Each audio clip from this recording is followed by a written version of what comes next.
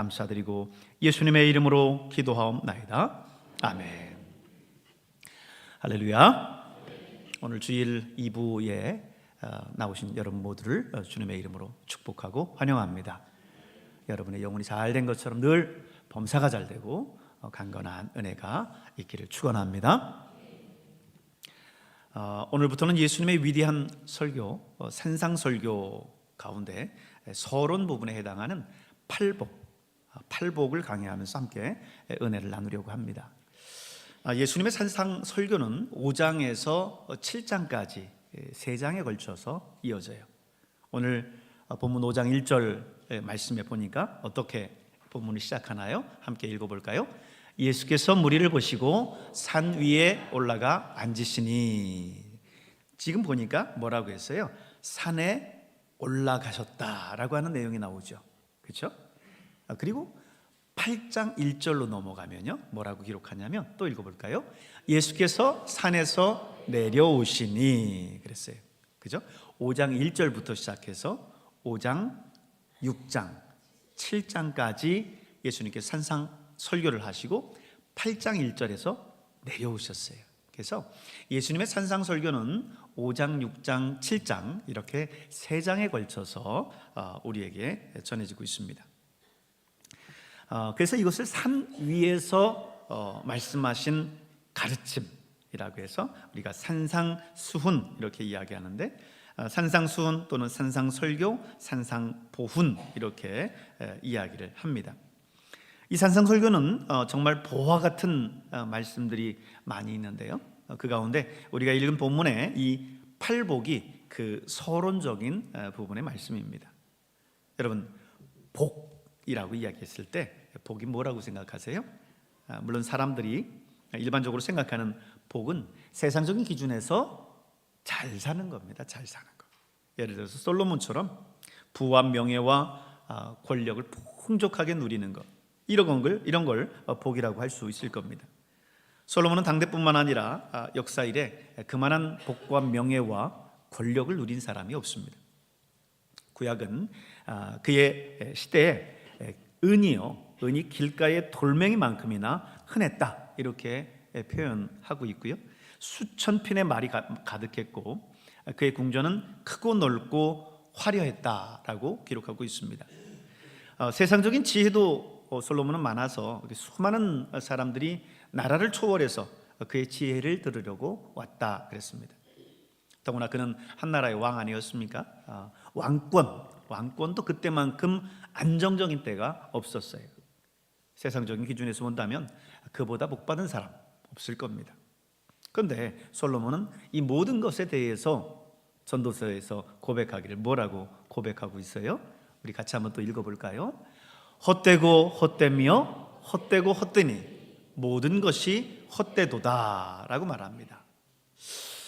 이 모든 것이 그에게 복을 가져다 주는 것이 아니었음을 알 수 있습니다. 예수님께서 복음서에서 말씀하시기를 이렇게 말씀하세요. 사람의 생명이 그 소유에 넉넉한 데 있지 아니하니라. 그 소유가 풍족해도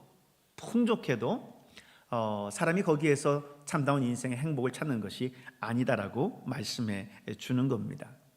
세상적인 모든 것이 그를 지켜주고 그에게 행복을 가져다 줄 알았는데, 오늘 솔로몬의 고백을 보니 솔로몬이 뭐래요? 헛되다는 거죠. 헛되다라고 하는 것을 이야기를 하고 있습니다.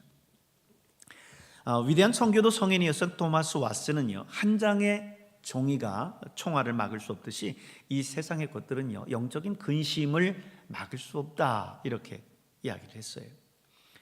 우리가 잘 아는 기독교 역사의 위대한 어거스틴 역시 사람에게는 영적인 절대 공간이 있다 그랬습니다. 영적인 절대 공간이 있다. 그래서 하나님이 채워주셔야 내가 만족함을 느낄 수 있는 그 공간이 있다라는 거예요. 그것은 물질로도 명예로도 권력으로도 그 어떤 것으로도 세상적인 것으로 채울 수 없다는 것입니다. 오늘 예수님은요, 팔복의 가르침을 통해서 이 세상적인 것들이 우리를 행복하게 한다라고 말씀하고 있질 않아요. 오늘 본문 속에서 제시하는 예수님의 기준은요, 우리가 일반적으로 그런 기대하는, 생각하는 그런 기준들이 아닙니다. 보세요. 가난한 자, 애통한 자, 온유한 자, 줄이고 목마른 자, 긍휼히 여기는 자, 마음이 청결한 자, 화평케 하는 자, 핍박을 받는 자. 여러분, 우리의 일반적인 기준으로 볼 때 이런 사람들은 행복한 사람이라고 할 수가 없죠.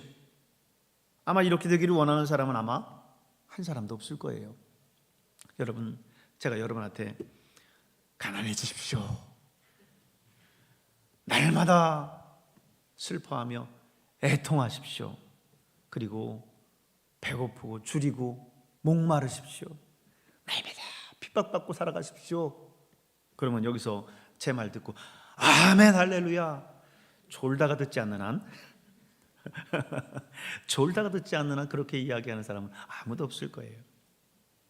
그런데 팔복에 오늘 말씀에 보니까요, 심령이 가난한 자가 복이 있다, 애통하는 자가 복이 있다, 온유한 자가 복이 있다, 이렇게 계속 말씀해 주고 있어요. 특별히 여기선 복이 있나니 라는 말 있죠. 복이 있나니 라고 하는 이 말을 9번이나 이렇게 사용을 하고 있는데요, 여기서 복이 있다 라고 하는 이 말은요, 행복이라고 하는 말로 어쩌면 오늘 바꿔 쓸 수도 있을 겁니다. 그렇다면 복이 있나니 라는 말은 뭐예요? 행복하나니 라고 하는 뜻이겠죠. 예수님은 우리의 인생에 있어서 진정한 행복이 무엇인지를 이 팔복을 통해서 말씀해 주고 계신 거예요. 하지만 그 행복은 세상 사람들이 생각하는 그런 일반적인 그런 행복이 아닙니다. 예수님은 항상 보면 역설적이고 우리가 생각하지 않은 일반적인 것을 깬다기보다는 오히려 넘어서는 그런 말씀들을 많이 하세요. 당시에 예수님을 따랐었던 사람들, 성경은 무리들이라고 표현하고 있는데, 그들이 예수님을 따르면서 무엇을 기대했을까요? 그들은 일반적인 행복, 그것을 기대했을 겁니다. 그거는 모든 것을 버리고 쫓았었던 제자들도 마찬가지였어요. 예수님을 따랐었던 무리들, 그들은 무엇을 기대했을까요? 예수님이 백마를 타고 예루살렘에 입성하셔서 로마인들을 쳐부시고 정치적인 혁명을 일으켜서 새로운 유다 왕국을 부활시키기를 기대했어요. 소위 말해서 정치적 메시아를 기대한 거죠. 제자들도 사실 예수님이 그렇게 돼서 자신들도 그 자리에서, 그 나라에서 한 자리씩 차지하겠다라고 하는 속셈들이 다 있었습니다. 그래서 세베대 아들 야고보와 요한 같은 경우 그 어머니가 찾아와서 예수님 앞에 그 아들들의 자리를 청탁하잖아요. 하나는 주의 오른편에, 하나는 주의 왼편에 앉혀주십시오. 소위 말하면 우의정 좌의정 자리를 야고보와 요한에게 달라라고 지금 예수님께 부탁하고 있는 거예요. 청탁하고 있는 겁니다. 그것을 곁에 있던 제자들이 듣고는 막 화가 났어요. 시기하며 화를 냈습니다. 그 말은 무슨 말이에요? 다른 제자들도 역시 그 나라가 정치적인 나라라고 하는 것을 생각하고 그 자리를 원했다라고 하는 것을 얘기해 주는 겁니다. 다른 제자들도 똑같았어요. 그러나 예수님은 그들의 기대와는 전혀 달랐습니다. 예수님은 재판을 받을 때에도 빌라도 앞에서 뭐라고 말씀하셨습니까? 나의 나라는 이 세상에 속한 것이 아니니라. 이 세상에 속한 것이 아니니라. 세상에서 추구하는 그런 나라가 아니다라고 말씀하시는 거죠. 유대라고 하는 그 나라를 로마로부터 독립시키는데 내가 그러기 위해서 이 땅에 온 것이 아니니라 예수님께서 말씀하신 겁니다. 오히려 예수님의 관심은요, 죄 가운데 붙들려 살아가고 있는 그런 불쌍한 영혼들, 그들을 사단의 그 올무에서 자유케 하는 것이 주님의 주된 관심사셨어요. 그래서 한 영혼이라도 구원받고 하나님 나라에 가기를 기대하는 것이 주님의 기대였다라고 하는 것. 그래서 여러분, 사마리아 우물가에 있는 한 여인을 찾아서 유대인 남자였었던 예수님이 그 자리까지 가시잖아요. 유대인들은 사마리아로 가지 않습니다. 거기는 불결한 곳이다 라고 생각해서 사마리아 사람들 상종도 하지 않아요. 그런데 유대인 남자인 예수님이 사마리아 여인, 그를 만나게 해서 사마리아 땅으로 들어갑니다. 그리고 그에게 말을 걸잖아요. 왜? 한 영혼에 관심이 있기 때문에, 구원받아야 할 그 영혼에 관심이 있기 때문에 그렇습니다. 예수님은 이 땅의 정치에 관심이 있었던 게 아니라 인간의 존재 그리고 영혼에 관심을 가지셨어요. 세상의 높은 자리에도 관심을 갖지 않습니다. 오히려 예수님은 그 권력에 관심을 갖기보다 정말 낮은 자리를 추구하셨어요. 하늘의 높은 보좌를 버리시고 낮고 천한 이 땅에 인간의 몸을 입고 예수님께서 오시지 않았습니까? 그리고 낮은 자리를 추구하라고 예수님께서는 가르쳐 주시고 계세요. 세상 나라에서는 외적으로 드러나는 것들을 추구하죠. 겉으로 보이는 것들만을 관심을 갖습니다. 그런데 오늘 믿음이라고 하는 것은요, 오늘 세상적인 그런 기준과 같지를 않아요. 믿음이라고 하는 것은 세상 사람들이 볼 때, 다른 사람들이 볼 때 어떤가에 관심이 있는 게 아니라 하나님이 보실 때 어떠한가에 관심이 있습니다. 하나님이 보실 때에 하나님 앞에서 코람데오의 그 마음을 가지고 살아가는 것이 참된 믿음인 줄로 믿습니다. 세상 사람들이 다 외적인 것 추구하고 겉으로 보이는 것 추구하고 인정해 주는 것 추구하고 드러나는 것 추구할 때에 예수님 뭐라고 우리에게 말씀하십니까? 우리의 중심, 우리의 마음, 내적인 것이 하나님은 관심을 갖는다라고 말씀하세요. 오늘 성경 속에서 말씀하시는 내용들을 볼까요? 사무엘상 16장 7절에 보면 뭐라고 말씀했어요? 나 여호와는 중심을 보느니라 말씀했습니다. 나 여호와는 중심을 보느니라. 사람들은 외모를 보지요. 그 사람이 잘생겼는지, 그 사람의 인상이 어떤지, 물론 그 마음에 있는 것들이 우리의 얼굴을 통해서 드러나기 때문에 40대 이상은 자신의 얼굴에 책임을 져야 된다라고 또 이야기는 하지만, 그러나 성경에 가장 강조하는 것은 우리의 마음이고, 그런데 세상 사람들은 그런 외모를 보는 거죠. 오늘 하나님은 우리의 중심을 본다라고 말씀하셨어요. 잠언 4장 23절에 보니까 뭐라고 말씀했습니까? 무릇 지킬 만한 것보다 내 마음을 지키라. 생명의 근원이 이에서 남이니라 말씀합니다. 마음이 중요하다는 거죠. 중심이 중요하다는 겁니다. 그래서 우리가 어떤 동기로 신앙생활을 하는지, 어떤 마음을 가지고 봉사하는지, 우리가 사람들에게 보이기 위해서 그렇게 봉사하는 건지, 하나님께서 어떻게 보실 것인가를 생각하면서 봉사하는 건지 하나님은 너무나 잘 알고 계세요. 오늘 본문 1절을 우리가 다시 한번 보도록 하겠습니다. 예수님께서 무리를 보시고 말씀하세요. 자, 보니까 예수님께서 무리를 보시고 계세요.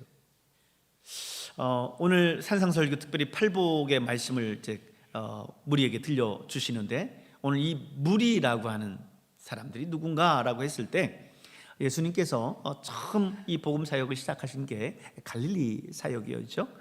갈릴리를 다니면서 가르치시고 천국 복음을 전파하시고 모든 병자들을 고치셨습니다. 그때 예수님께서 기적들을 행하시고 또 하나님 나라의 그 권위 있는 말씀들을 정하는 것을 보고 많은 사람들이 예수님을 따랐습니다. 그들이 바로 오늘 이 성경 속에서 말씀하고 있는, 본문 속에서 말씀하고 있는 무리죠. 마태복음 4장 24절에서 25절에 보면 거기에 대해서 잘 표현해 주고 있어요. 같이 읽겠습니다. 그의 소문이 온 수리아에 퍼진지라 사람들이 모든 앓는 자, 곧 각종 병에 걸려서 고통당하는 자, 귀신 들린 자, 간질하는 자, 중풍병자를 데려오니 그들을 고치더라. 갈릴리와 데가볼리와 예루살렘과 유대와 요단강 건너편에서 수많은 무리가 따르니라. 아멘. 예수님께서 복음을 전하고 많은 병자들을 고치는 모습을 보고 많은 사람들이, 수많은 무리라고 표현했죠. 많은 사람들이 예수님을 따랐어요. 예수님이 산 위에 올라가셔서 하나님 나라의 말씀을 하실 때에도 그 무리들이 예수님께 이제 나와 그 말씀을 들었었던 거지요. 그들은 육적으로 누군가의 도움이 필요한 궁핍한 사람들이 대부분이었습니다. 영적으로 공고하고 육적으로도 가난한 사람들이었어요. 예수님은 그들을 보시고 어떻게 여기셨을까요? 오늘 본문 말씀 속에서 보면 그들을 보시고라고 이렇게 끝나지만 마태복음 9장 36절, 14장 14절, 15장 32절 이런 말씀들을 보면요, 예수님께서 무리를 보시고 어떻게 하셨다고 하냐면 항상 예수님은 불쌍히 여기셨다 그랬어요. 우리 한번 볼까요? 마태복음 9장 말씀 한번 읽어보겠습니다. 무리를 보시고 불쌍히 여기시니 이는 그들이 목자 없는 양과 같이 고생하며 기진함이라 그랬죠? 불쌍히 여기셨다. 마태복음 14장도 보겠습니다. 예수께서 나오사 큰 무리를 보시고 불쌍히 여기사 그 중에 있는 병자를 고쳐주시니라. 여기도 그러죠. 15장도 보겠습니다. 예수께서 제자들을 불러 이르시되 내가 무리를 불쌍히 여기노라. 그들이 나와 함께 있은지 이미 사흘임에 먹을 것이 없도다. 길에서 기진할까 하여 옮겨보내지 못하겠노라. 자, 예수님의 모습을 보세요. 무리를 보시고 불쌍히 여기시니, 큰 무리를 보시고 불쌍히 여기사 내가 무리를 불쌍히 여기노라. 예수님은 무리를 보실 때마다 어떤 마음을 가지셨다고요? 불쌍히 여기셨다 그랬어요. 불쌍히 여기셨다. 그들을 긍휼히 여기시고 그 마음 가운데 그들을 돕지 않고는 견딜 수 없는 그 마음이 이르셨어요. 그래서 그들의 영적이고 육적인 필요들을 예수님은 채워주셨고 또 입을 열어서 하나님의 나라의 말씀을 전해주셨습니다. 여러분, 오늘 우리도 이 시간에 예수님께 긍휼히 여김을 받아야 될 줄로 믿습니다. 예수님께서 예수님께 갈급한 마음을 가지고 나아가야 해요. 그래야 예수님이 우리를 불쌍히 여기시고 우리에게 필요한 것을 공급하시고 우리에게 말씀해 주십니다. 여러분, 우리는 얼마나 주님께 목말라 있습니까? 우리는 얼마나 주님을 기대하면서 사모하고 있습니까? 목마른 사슴이 시냇물을 찾아서 갈급함 같이, 여러분, 사슴은 몸이 열이 많은 짐승이에요. 그래서 목마름을 견디질 못합니다. 그래서 목마른 사슴이 목말라서 시냇물을 찾는 그 모습, 그 갈급한 모습, 그 모습처럼 주님을 찾으실 수 있길 바랍니다. 세상 사람들은 그러지 않아요. 오히려 주님이 필요 없다라고 생각하죠. 그래서 주님, 저는 주님 필요하지 않습니다.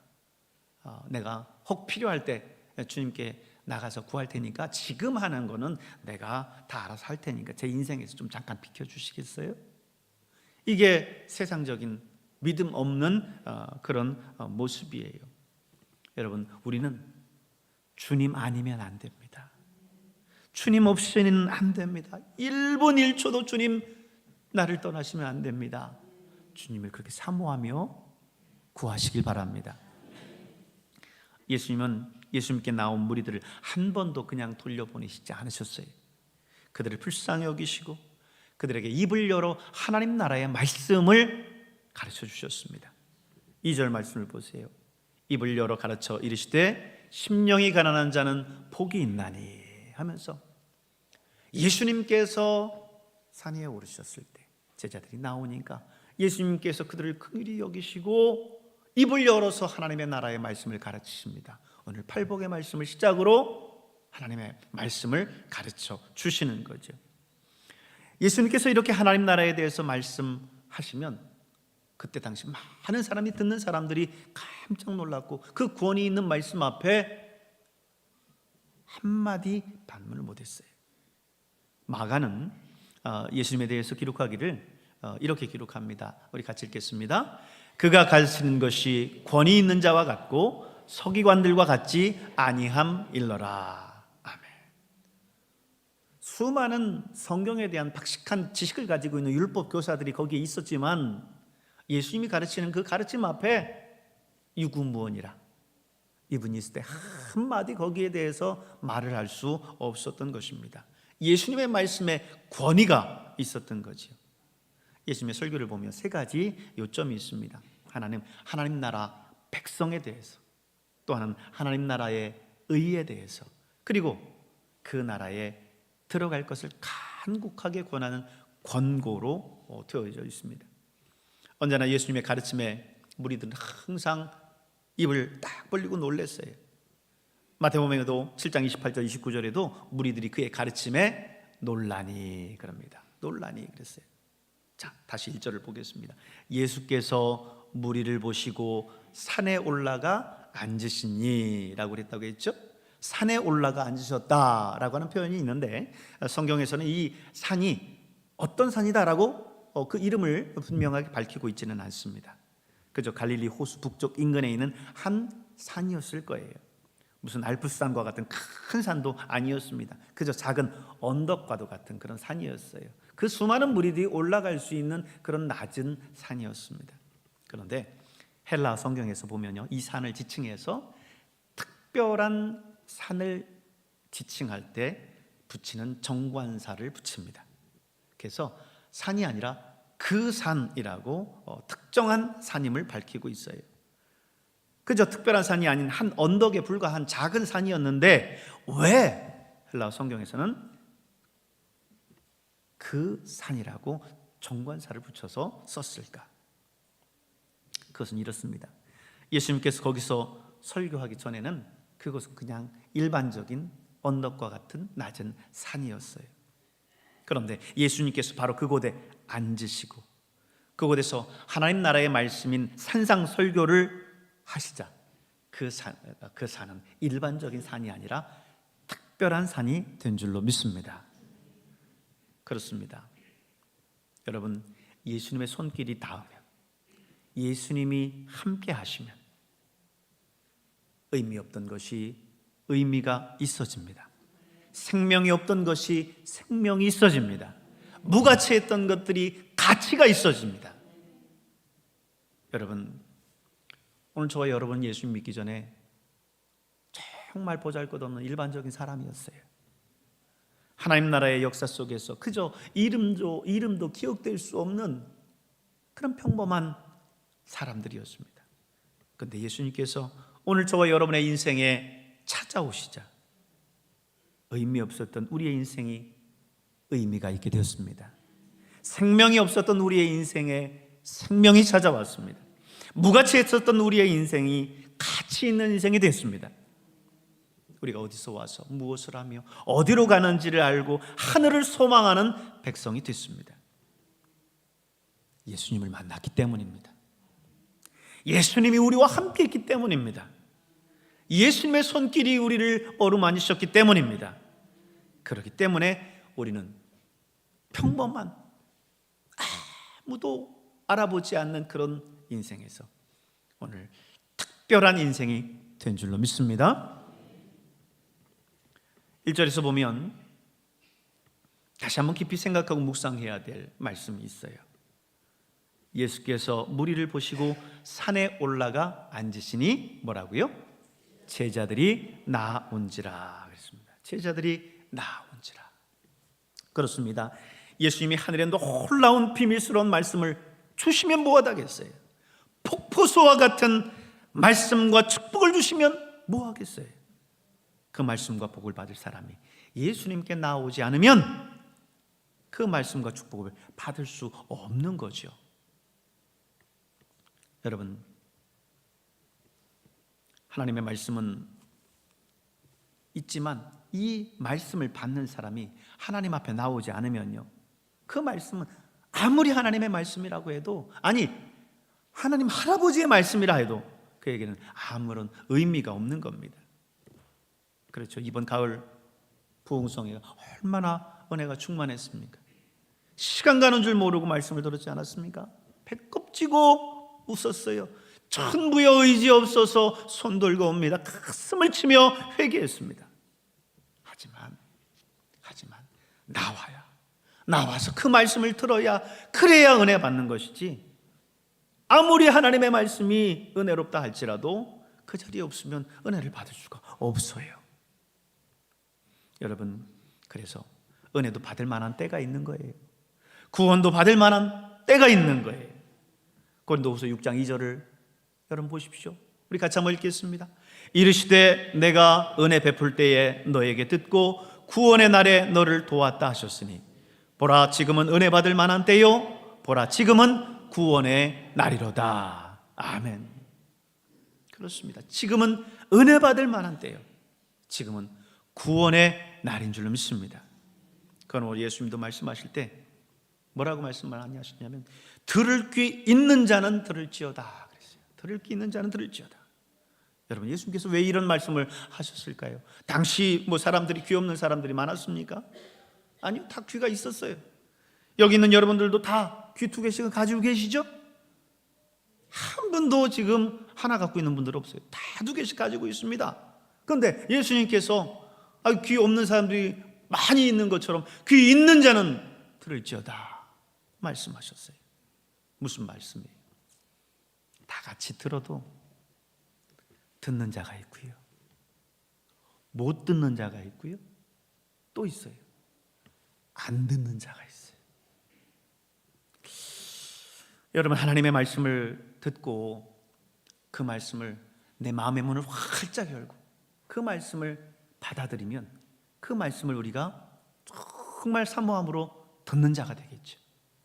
그런데 내가 내 마음의 문을 열지 못하면 그 자리에 있어도 그 말씀을 들을 수 없습니다. 또 오히려 마음이 아예 강팍해져서 말씀을 아예 안 듣는 사람이 있어요. 여러분, 듣는 자가 되시길 바랍니다. 오늘 예수님 말씀하신 것처럼 귀 있는 자는 들을지어다 말씀하셨는데, 오늘 여러분 모두가 마음의 문을 활짝 열고 하나님의 말씀 앞에 아멘으로 화답하면서 여러분 말씀을 듣는 여러분 될 수 있기를 축원합니다. 그러므로 말씀의 자리에 나오십시오. 은혜의 자리에 나오시길 바랍니다. 축복의 자리에 나오시길 바랍니다. 그 자리가 어디예요? 바로 예배의 자리예요. 그러므로 여러분 예배를 사모하십시오. 오늘 여러분이 예배를 뜨겁게 사모하고 하나님 앞에 나올 때 하나님께서 여러분에게 큰 은혜와 축복을 주실 줄로 믿습니다. 예수께서 무리를 보시고 산에 올라가 앉으시니 제자들이 나아온지라. 여러분, 주님 앞에 나오는 자가 참으로 복 있는 사람인 줄로 믿습니다.